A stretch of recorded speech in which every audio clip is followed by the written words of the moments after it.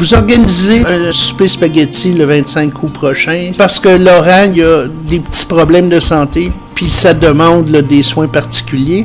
Puis là, il y a 3 ans, il commence à être plus lourd, il commence à être plus difficile à déplacer.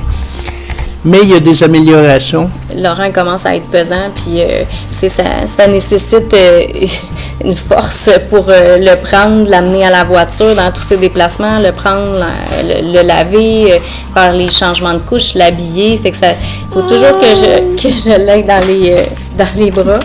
Puis, ça serait pour adapter le domicile pour faire une rampe d'accès pour que ça soit plus facile.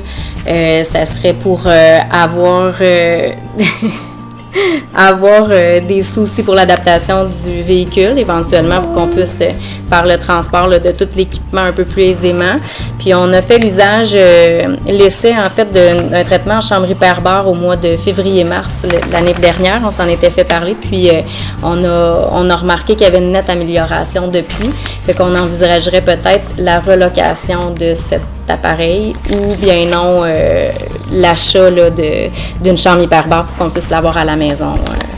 On le voit très bien, qu'il comprend. C'est juste que la motricité n'est pas tout à fait là.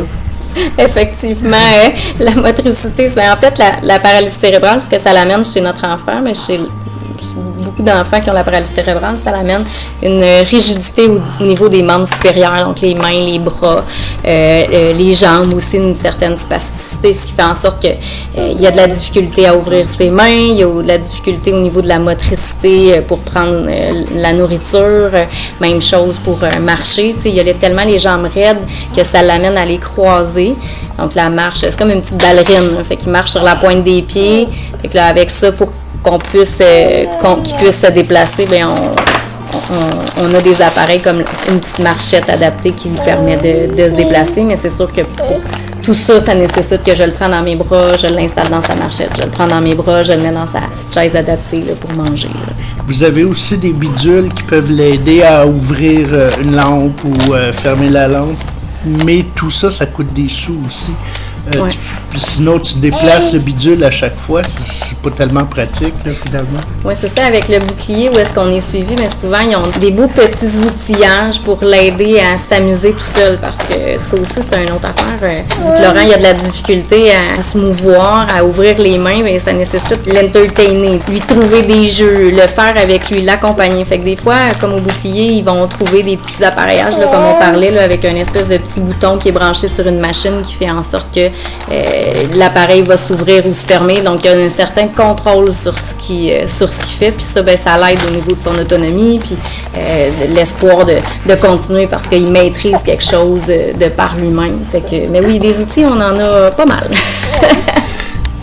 Qu'on souhaite bonne chance à toute la famille parce que c'est tout un boulot avoir un enfant qui est handicapé. Oui, tout à fait. C'est beaucoup de travail en plus du deuil qu'on doit. Ça se passe vite là, en 3 ans. Tu as un deuil, tu as à digérer la nouvelle, tu as à apprendre à vivre que dans tout le reste de ta vie, tu vas avoir à vivre avec des défis qui sont, on va se le dire, immenses. Mais quand on voit des petits progrès comme ça, là, ben, ça nous force à continuer. Oui, c'est encourageant, très encourageant. Ouais. Ben, merci Sophie, puis on souhaite que cette soirée-là soit phénoménale pour Laurent. Et on le souhaite nous autres aussi.